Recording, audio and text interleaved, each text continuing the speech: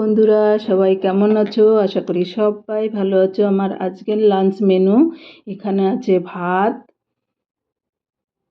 আর এখানে আছে পটল ভাজা,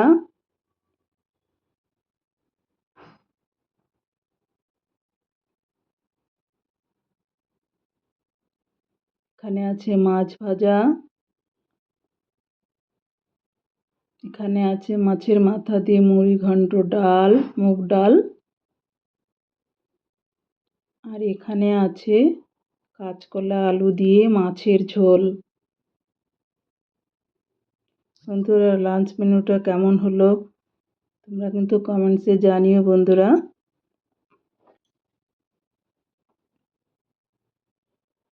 আশা করি তোমাদের ভালো লাগবে লাঞ্চ মেনুটা। আর এখানে আছে স্যালাড,